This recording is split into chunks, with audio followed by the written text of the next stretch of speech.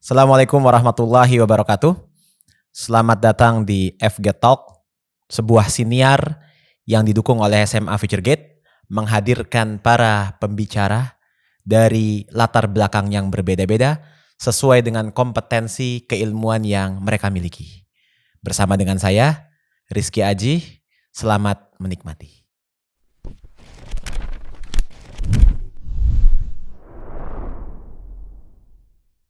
Oke, Assalamualaikum warahmatullahi wabarakatuh. Jelas dong jawabannya, waalaikumsalam warahmatullahi wabarakatuh. Keren bener, baru satu-satunya yang jawab kayak gini. Hamzah Tamimi is in the house. Ya. Perkenalkan dulu dong, siapa Anda dan apa aktivitas Anda saat ini? Oke, siap. Ini pakai Anda kamu? Enggak, Anda terserah, saya. bebas, lo, gue, saya, kamu. Oke, siap. Gue ngenalin ke siapa ini, Pak? Ngenalin ke media atau ngenalin ke Bapak? Ngenalin ke saya dong. Oke, Pak. Kan udah lama kita nggak ketemu ini. Oke, siap, Pak. Walaupun Bapak mantan guru saya, Oke. tapi masih tetap jadi guru, tapi udah lupa ya, Pak. Jadi Iya, terus. kenalin gue Hamzah Tamimi. Siap. Yang ada di TikTok, ada di Instagram. Oke. Iya. Alumni. TikToknya apa? Instagramnya apa? Instagramnya Hamzah.tamimi, akhirnya pakai Y. Baru ya? Dulu pernah di-hack ya? Dulu 4 kali di take down sama Instagram, Pak. Itu prestasi FutureGate itu. Oke, terus TikToknya Hamzah Tamimi, nggak pakai dot. Hamzah Tamimi pakai IY juga belakangnya. Oke. Ya. Terus aktivitas? Aktivitas gua hari-hari itu pure di kerelawanan, di kemanusiaan. Tapi untuk mencari maisah yang luar biasa harus dari bisnis. Bagaimanapun bisnis lah yang paling luar biasa maisahnya, Pak ya. Bisnis apa sekarang nih? Lagi mencoba mendalami travel, Pak. Dalam negeri dan luar negeri, dan juga umroh. Nanti FutureGate pakai kita lah. Ya. Insya Allah. Kalau harga terjangkau beres. Terjangkau. Oke. Plus Dubai, plus Turki, ada plus Ethiopia juga, Maldives, Somalia plus Maldives juga ada. abis dari Maldives dicuci di umroh kan, Pak. Masya Allah. Oke. Oke, Itu kayaknya oke. menarik tuh, belum pernah ada Itu, Pak. tawaran. Nanti saya yang buat tuh. umroh Plus ke refugees juga ada. Nanti ke Jordan, bukan ke Petra, Pak. Kalau umroh sama saya, Pak. Widih. Ke Mafraq dulu, ke camp pengungsian. Pengungsian Ke Palestina dulu, Keren. baru umroh gitu. Itu sensasi baru ya. Mudah-mudahan terrealisasi dengan baik dan Amin. lancar, sukses. Amin. Kita ngomongin kerelawanannya aja karena bisnis kan masih ongoing ya. Oke. Mungkin nanti besok diundang lagi saat bisnisnya udah gede. Amin. Udah jadi provider visa Amin. terbesar Amin. Udah ngalahin tur-tur yang gede-gede ya. Udah lah, udah jadi provider visa kan udah gede. Oh, Nanti luar kita biasa. undang lagi insya Allah. Amin. Apalagi kalau Ya. udah bisa buka haji. Berarti sekarang kita kerelawanan dulu nih, Pak. Kerelawanan. Kemanusiaan dulu. Kerelawanan dan kemanusiaan dulu. Oke, berarti tandanya gue dipanggil ini udah gede gue, Pak. Kenapa emang? Katanya tadi kalau bisnis kalau udah gede dipanggil lagi. Oke, iya Berarti betul. sekarang kerelawanan gue dipanggil karena udah gede. Benar. Oh, benar, gitu benar, korelasinya. benar. Karena Siap. kerelawanannya udah besar banget. Siap. Terakhir itu kan kontennya udah sampai menyentuh artis papan atas di Indonesia. Siapa tuh, Pak? Ya sebut dong. Pak Ivan Gunawan Bang ya. Ivan ya, Bang Bang Ivan Ivan. Gunawan udah sempat bantu fundraise, donasi ke masjid. Iya, masjid. Terus siapa lagi pesor-pesor? Pesor-pesor banyak, Pak, cuma banyak juga yang nggak mau disebut namanya. Oke. Ada orang-orang tajir melintir yang dari Depok, yang dari Jakarta, dari daerah Jawa Tengah. Mereka cuma gelontorin dana, mereka nggak mau di-share, nggak mau di-post. Cuma mereka minta report langsung ke Japri ke mereka aja gitu. Banyak juga yang begitu. Iya, jadi orang-orang di tempat kita di Indonesia ini kan kadang-kadang masih suka Ya. salah paham terkait dengan istilah kerelawanan. Relawan. Buat Hamzah Benar, sendiri benar. sebagai orang yang berkecimpung dalam dunia kerelawanan dan kemanusiaan, gimana sih cara mudahnya untuk menjelaskan ke orang lain tentang sebuah pekerjaan? Ini sebenarnya pekerjaan apa profesi? Bisa dibilang tergantung orangnya, Pak. Mau pekerjaan atau profesi kan sama, Pak. Enggak, kalau pekerjaan dia bekerja rutinitas sehari-hari. Kalau profesi berarti ada nilai Long term. profesional di dalamnya. Oh, Kayak oke, dokter tuh I profesi see. gitu ya, Oke, perawat oke. tuh kan profesi. Gitu. Oke. Nah, berarti di sini gua akan jelasin. Pertama tadi bener banget, banyak orang yang salah paham tentang dunia kerelawanan. Nah, orang pada bilang gini, pada nge-DM atau nge-inbox di TikTok atau nge-japri lah. Zah, gue lagi free nih, gue pengen dong aktif di dunia kerelawanan. Saya cuman terpikir emang dunia relawan tuh kalau orang lagi gabut doang ya. betul. Serius. Iya. Mikir. Padahal kalau udah terjun ke dunia relawanan itu kita justru nggak bisa ngapa-ngapain, nggak bisa ngurusin, kadang istri ditinggal, keluarga ditinggal, bahkan urusan kita yang punya bisnis sebelumnya ditinggal karena kita bener-bener habis waktu kita di dunia kerelawanan itu gitu, Pak. Jadi kadang orang, Zah, gue lagi free nih, gue mau dong ikut sama lu. Gue bilang kalau lu emang harus free untuk aktif di dunia kerelawanan begitu. Jadi itu yang harus pertama dilurusin totalitas. Gitu ya. Berarti makanya, ini profesi namanya. Profesi, dan kita melakukan itu harus profesional karena kita pertama menyalurin dana umat. Yeah. Yang kedua kita nolong orang harus pakai ilmu. Kalau kita cuma asal-asalan sosok heroik, nolong orang taunya patah yang diangkat sebelah mana, bisa jadi makin hancur kondisinya. Betul. Terus juga pertama itu yang harus kita lurusin dari dunia kerelawanan gitu. Nah kalau misalkan yang gue lakuin sekarang itu bisa dibilang profesi. Kalau tadi pilihannya profesi atau pekerjaan gitu. Profesi yang emang gue ngelakuin tiap hari dengan profesional dan yang ada target achieve per bulannya. Target dan achieve karena kita udah punya MOU juga sama beberapa project yang istilahnya kalau kita nggak nge-achieve dana, kita memberikan dana ke project itu banyak orang yang terlantar. Gitu, Pak. Jadi memang segala sesuatunya dalam dunia kerelawanan tuh bukan sekedar turun tangan bantu, tapi direncanakan, ada asesmennya juga, dan ada pertimbangan. Nah, menarik buat pertanyaan selanjutnya itu adalah kadang-kadang kita tuh ngelihat di sana terjadi musibah, di sini terjadi musibah, di sana perlu dibantu, di sini perlu dibantu. Bagi seorang relawan atau aktivis kemanusiaan seperti Bang Hamzah ini, pertimbangan apa sih yang bisa menjadi penentu? Di sini prioritas, di sini enggak. Jadi di sini jangan. Skala prioritasnya di sana aja. Iya. Apa pertimbangan yang dibangun oleh seorang aktivis kemanusiaan atau seorang relawan untuk menentukan tempat inilah yang tepat buat kita tolong atau kita bantu? Pertama, sebenarnya kita bicara skala prioritas yang perlu kita tanggapi pertama betul. Ya. Baik itu rescue, bencanaan atau sifatnya project misalkan kemanusiaan gitu ya.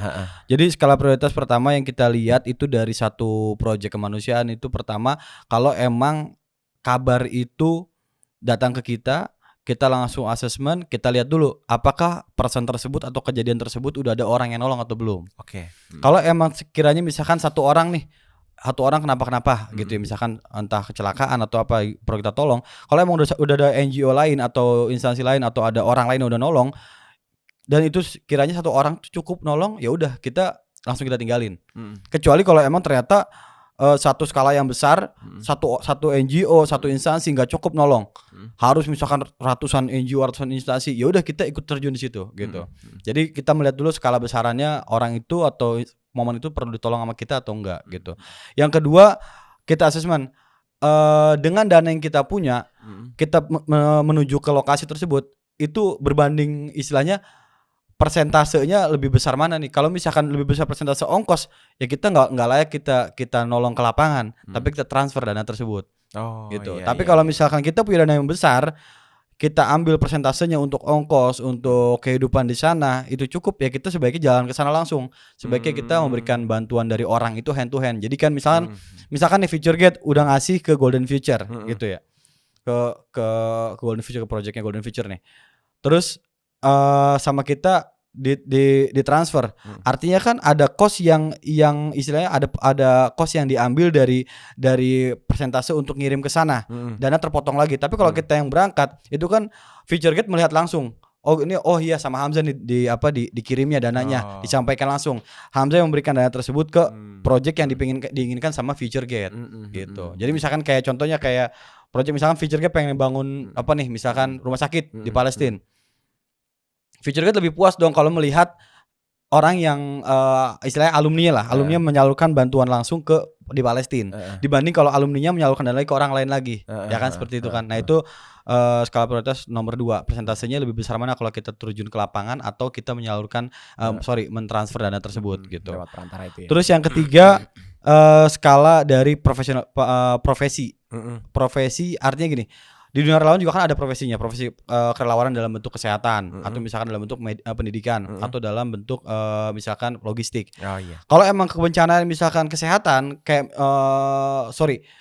kebencanaan yang membutuhkan keahlian khusus kayak misalkan Lion Air atau Sriwijaya yang waktu itu jatuh ke air. Kita sebagai relawan yang biasa di darat kita nggak ada kewajiban untuk terjun langsung di tengah laut untuk menolong mereka karena kita nggak punya keahlian di situ gitu. Tapi kalau misalkan, kita berhak juga untuk membantu mereka dari segi funding dana. Nanti kita kasih ke mereka yang emang mahir di bidangnya. Gitu. Jadi memang ada tahapan-tahapan dan juga ada pembagian spesialisasinya masing-masing dari setiap lembaga-lembaga kerelawanan tadi, lembaga kemanusiaan tadi itu ya.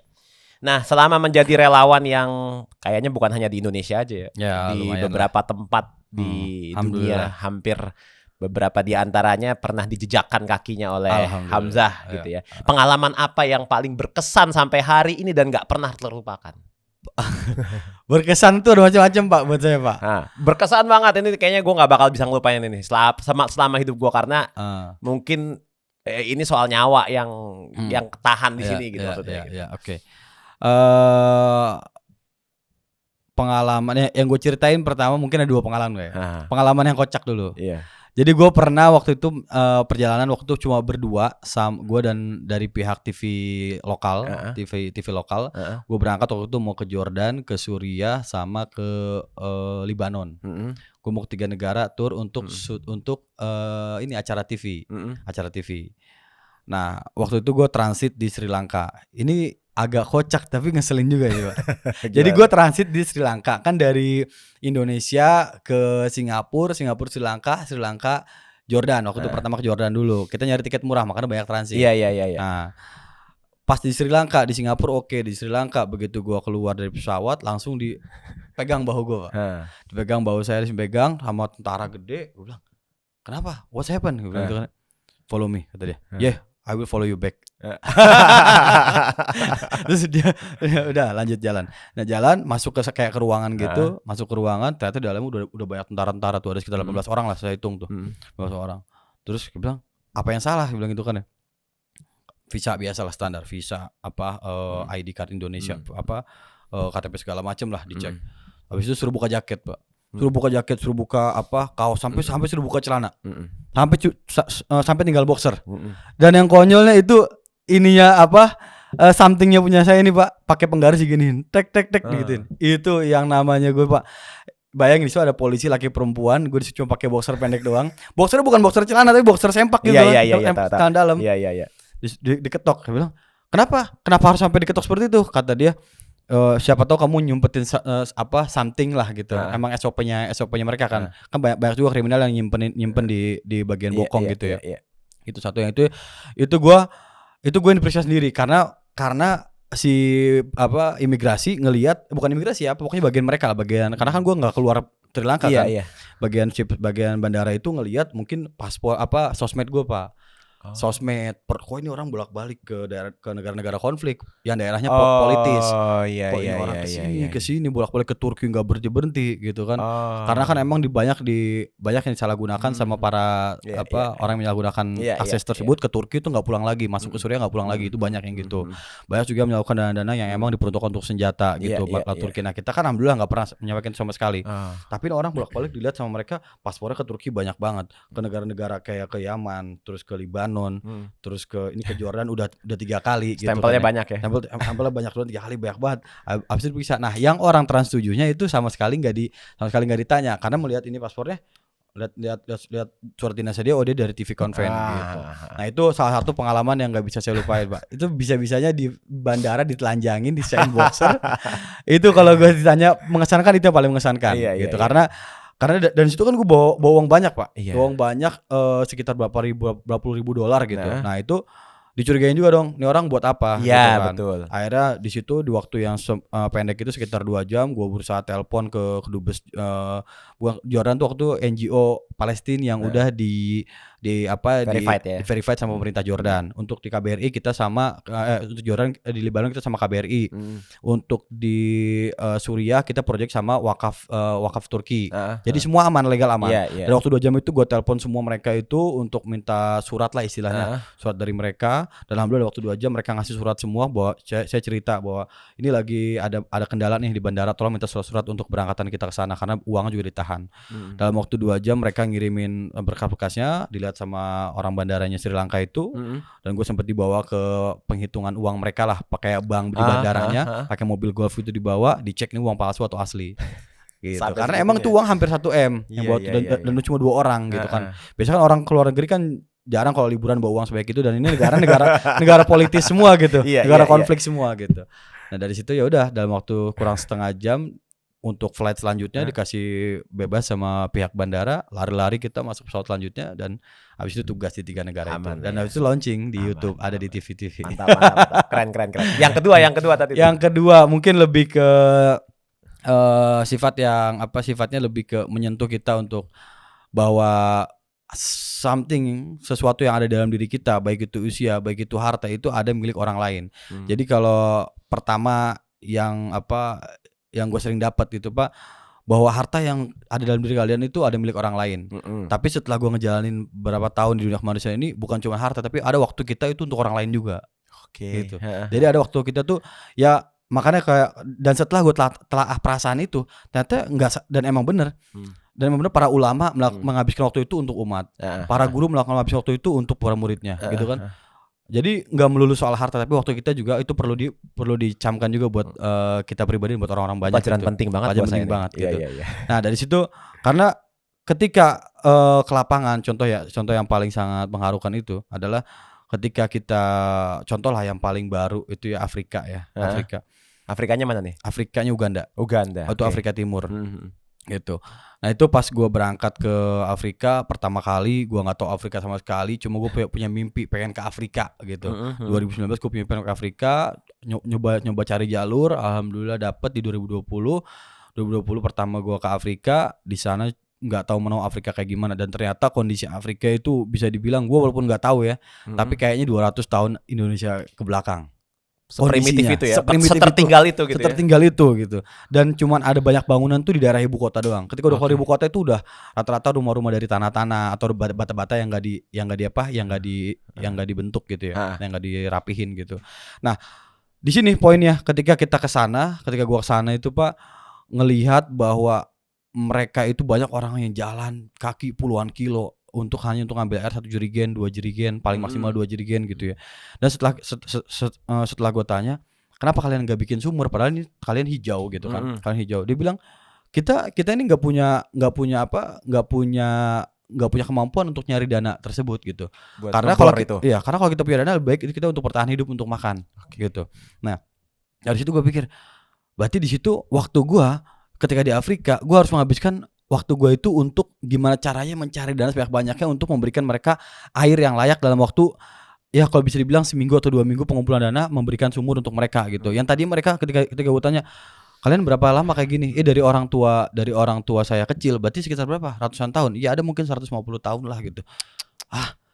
Oke, kasih saya waktu untuk cari dana gitu. Untuk cari dana untuk bikin kalian sumur. Dalam waktu 2 malam, saya waktu itu kejadian terharunya ini adalah ketika kita lagi baru ngobrolin soal sumur itu, soal air. Kita tidur tuh, saya bikin konten biasa, bikin konten cuap-cuap di Instagram, bikin caption, cari nomor rekening, gue tidur Pak.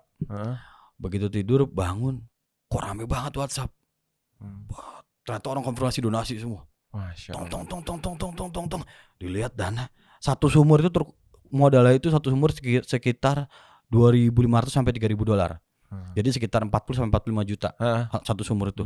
Dan setelah dihitung dalam 2 malam itu kok donasi yang terkumpul sekitar 2 sumur. Jadi sekitar hampir 100 juta. Itu hanya modal dari Instagram gitu. Dan langsung habis itu saya ketok ke mereka, ke kamarnya dia itu subuh-subuh tuh, ketok kamar dia. Assalamualaikum brother. No, I have money for water well. Dia baru denger gitu langsung dia nangis. Sure kata dia. Sure. Langsung dia meluk saya Pak. Langsung dia nangis nih. Air dia di bawah saya langsung nangis. Saya belum selesai tuh, baru bilang ngomong, baru ada uang buat sumur. Belum bilang 2. Ya dia bilang, yes thank you brother, my Allah bless you. Karena dia bilang my Allah bless you karena dia muslim juga di situ gitu. Dia sudah bilang. Terus abis saya meluk, yes thank you brother, terus saya bilang lagi, brother we have to water well. Langsung dia meluk lagi, ya Allah, langsung 3 orang yang di kamar tuh langsung sujud syukur di tempat itu. Dan secara spontan saya juga nangis, langsung saya sujud syukur juga di situ gitu. Jadi emang mereka ternyata waktu saya yang cuma 2 hari, bismillah minta sama Allah untuk dimudahkan para hati orang yang baca postingan saya itu, mereka alhamdulillah bismillah Allah memudahkan dan selama 2 malam mereka donasi untuk 2 sumur. Dan ternyata setelah saya kabarkan ke mereka, saya double terharu melihat mereka sampai meluk, sampai nangis, sampai sujud syukur di subuh itu karena dapat 2 air, dapat 2 sumur situ. Dan itu saya pikir ternyata kalau saya nggak punya uang untuk sumur mereka, kita juga punya waktu yang untuk kita berpikir bagaimana mengadakan kebutuhan mereka ini, dan terutama minoritas muslim yang ada di sana gitu. Nah itu luar biasa sih Pak. Nah ini kan tadi ngomong-ngomong bahwa ada donasi yang terkumpul, ada donasi yang tergalang. Nah bagaimana caranya atau siasat bagi lembaga kemanusiaan seperti yang di tempat Hamzah ya berkiprah saat ini itu membangun kepercayaan orang lain gitu ya, karena memang kita juga tidak menafikan pernah ada something problem lah ya dari oknum lembaga tertentu yang ternyata uang yang terkumpul itu tidak sepenuhnya untuk disalurkan, tapi ada juga yang masuk ke, mohon maaf, ke kantong-kantong para pengurus-pengurus lembaga tadi itu. Nah, itu pertanyaannya adalah bagaimana sih kepercayaan membangun trust, membangun kepercayaan, dan bagi masyarakat umum cara yang tepat tuh seperti apa memilih lembaga kemanusiaan untuk menyalurkan dana mereka? Pertama yang boleh saya sampaikan Pak ke Bapak dan para penonton. Emang fine line dari dunia NGO itu sangat rancu, sangat abu-abu. Jadi nggak ada fine line-nya kayak bisnis atau misalkan kayak sekolah atau misalkan apalah, sesuatu yang emang jelas itu profit. Karena ini kan kita sifatnya non profit. Tapi di situ justru abu-abu di situ. Kecuali kita bisa membangun trust tadi ke orang, ke audiens, ke netizen itu. Karena netizen nggak akan pernah tahu dana yang mereka kasih 100.000, 200.000 itu berapa sih sejujurnya yang disampaikan sama NGO tersebut ke yang orang yang membutuhkan gitu. Karena emang pertama dunia NGO itu Pak yang ditampilkan adalah sesuatu yang kasihan, sesuatu yang membutuhkan, sesuatu yang kasihan. Yang kedua yang disampaikan pasti nggak jauh-jauh dari soal tolong menolong yang itu sifatnya Al-Quran dan hadis. Artinya kebaikan lagi. Terus yang ketiga yang disampaikan sama orang yang menyampaikan berita atau misalkan inframe dalam sosial medianya sesuatu yang baik-baik aja. Gak mungkin yang buruk-buruknya dalam internalnya NGO tersebut gitu kan. Nah jadi ini kembali kepada NGO, buat siapapun, buat Golden Future atau buat siapapun itu harus kembali kepada orang-orangnya. Makanya perlunya ada kontrol ruhiyah kita, setiap member dari NGO untuk tetap pada garis lurus bahwa kita ada di NGO itu benar-benar untuk menolong orang, jangan sampai untuk memperkaya diri gitu. Jadi makanya di sini juga saya merasa bahwa di NGO itu kaya salah, miskin salah. Walaupun misalkan kita kayanya dari bisnis lain, side hustle lain nih. Gitu misalkan kita punya invest atau kita punya dari orang tua yang tajir atau gimana, kita punya barang-barang yang mewah, yang luxury, kita akan salah. Tapi kita miskin juga, lalu ngapain nolongin orang kalau lo jadi miskin? Perlu ditolong ya. Gitu kan? betul. Jadi emang pertama dunia NGO ini emang kita harus benar-benar terus terang, transparan. Nah, bentuk kita transparan ke media atau misalkan ke para donatur, biasanya yang bisa kita lakukan itu adalah dari audit tahunan. Jadi mungkin gak banyak juga NGO yang berani nge-share hasil audit setiap tahunnya ke media. Tapi alhamdulillah kita setiap tahun nge-share, baik dari segi ofisial atau dari personal gitu, dari personal member kita. Jadi berapa persen sih pengumpulan dana dalam setahun itu terkumpul, dan berapa persen yang dipakai untuk kebutuhan kantor, kebutuhan gaji, kebutuhan operasional gitu. Nah itu pertama kita bisa menyalurkan menyampaikan dari segi tahunan seperti itu. Nah yang kedua adalah kita transparansi, makanya tadi prinsipnya Golden Future gitu adalah hand to hand Pak, hand to hand. Jadi kita menyalurkan dari tangan diri kita sendiri. Karena kalau misalkan tadi kita menitipkan dana ke orang lain lagi, para donatur itu nggak tahu kita motong berapa persen gitu. Padahal sifatnya kalau kita transfer ya seharusnya kebutuhannya kita lihat lagi, kebutuhan dana yang kita potong itu adalah dana seberapa sih. Jadi tidak perlu lagi dana yang dipotong itu untuk tools, untuk laptop, untuk segala macam, untuk kebutuhan lampu segala macam. Jadi yang kita kalau misalkan emang dana yang transfer itu yang kita butuhkan, emang yang kita potong adalah dana yang emang cuma misalkan buat bayar listrik, yang emang overhead seperti itu gitu. Nah tapi kan kalau misalkan orang kan nggak tahu yang kita transfer, setelah kita potong berapa tuh kan nggak tahu. Nah itulah emang dunia NGO seperti itu. Makanya lebih baik kalau siapapun nanti bikin NGO itu lebih baik hand to hand. Jadi kita menyalurkan langsung gitu. Dan kita biasakan open di sosmed. Jadi Ah. ketika kita sedang menyalurkan, kita bicarakan bahwa kita bawa dana sekian duit ke lokasi A, B, C untuk project A, B, C, D yang nilainya satu project sekian. Jadi orang kalau misalkan emang orang-orang itu mau memperdetil apa yang disampaikan, orang ya silakan dari bahan sosmed itu. Misalkan bawa uang 100 juta, satu sumur 45 juta. Oh, berarti 2 sumur berarti sekitar 90 juta. Buat hidup di sana 10 juta 2 orang selama seminggu. Oke, cukup lah. Oke, masuk akal. Oke. Tapi kan kalau misalkan kita ke Afrika bawa uang kita ke Afrika untuk menyalurkan 2 sumur. Kita nggak bilang bawa uang berapa. Nominalnya nggak disebut ya. Siapa tahu ini orang yang masuk sumur, misalkan dana masuk sumur 500 juta yang disalurkan cuma 2 sumur, kan bisa aja. Iya. Seperti itu gitu. Oke. Jadi pertama harus transparan, dan ketika misalkan ada, kalau kebiasaan dari Golden Future dan dari saya pribadi, ketika ada mitra yang pengen berkolaborasi sama kita dan mereka menanyakan hasil audit atau persentase yang dipotong untuk operasional kantor itu berapa, itu saya langsung maparin. Jadi banyak juga dari mitra kita yang emang akhirnya kolaborasi sama kita itu karena emang melihat audit tahunan kita. Gitu. Jadi bukan dari segi kayak tes ombak, ini NGO coba tes dulu deh, ini amanah enggak, potongan kayak gimana, dari project sekian bahannya kayak gimana, enggak gitu. Jadi emang dari audit sekian, monggo mau ikut atau enggak gitu. Akhirnya mau ikut gitu. Jadi dilihat dari transparansi transparansi gitu ya, dan juga gitu, dilihat dari persen-persen tertentu. Persona. Oke, seru banget perbincangan kita pada kesempatan waktu Siang ini ya, siang di sini gitu ya. Okay. Tapi satu lagi, jawabnya singkat aja. Jawabnya singkat aja buat seorang Hamzah yang sudah berkecimpung dalam dunia kemanusiaan dan aktivis kerelawanan saat ini. Sebenarnya bagaimana masa depan menjadi seorang aktivis kemanusiaan dan kerelawanan bagi diri sendiri aja deh, nggak usah bagi bangsa dan negara kejauhan. Bagi diri sendiri tuh ada nggak sih, kita punya masa depan nggak sih di sana? Simple aja singkat aja. Di NGO ya. Iya. Kalau kita mengharapkan penghidupan dari NGO, saya bilang kita nggak punya masa depan dari situ. Oke. Itu singkat ya, Pak. Oke, berarti memang harus dibantu dari topang dengan yang lain. Betul. Oke, saya kasih tambahan dikit ya. Iya. Agak nggak terlalu singkat jadi. Oke, nggak apa-apa. Jadi emang sebaiknya NGO itu dimanapun siapapun NGO atau personnya itu ketika membangun NGO itu harus udah punya istilahnya backbone yang lain backbone yang lain untuk menghidupi. Jadi one day kalau misalkan NGO tersebut lagi collapse, lagi nggak ada pendapatan, kita bisa hidup tanpa harus mengandalkan dari potongan operasional tersebut, Pak. Iya. Gitu. Jadi entah bisnis atau misalkan emang person-person yang terlibat di situ udah punya side income lain yang emang untuk menghidupi istrinya, keluarganya, rumahnya gitu. Jadi kalau bisa kita itu berdikari di NGO. Oke. Ya. Jadi memang sudah terbentuk dan udah terbangun terbentuk. sendiri ya. Jadi kita nggak manja dari duit NGO gitu, Pak. Gitu. Memang seperti itu. Baik, terima kasih Hamzah atas kehadirannya di FG Talk kesempatan kali ini. Simpel banget nih, Pak. Iya, mudah-mudahan nanti bisa ketemu lagi saat usaha tour and travelnya besar. Amin. Jadi Mudah-mudahan provider haji dan umroh, insya Allah. Mudah-mudahan saya doain bulan puasa ini. Amin ya Rabbal Alamin. Nanti ikut Pak ya sama kita ya. Insya Allah. Merinding saya dibilang ikut nanti. Baik, terima kasih Hamzah atas kesempatan kita kali ini. Assalamualaikum warahmatullahi wabarakatuh. Waalaikumsalam warahmatullahi wabarakatuh.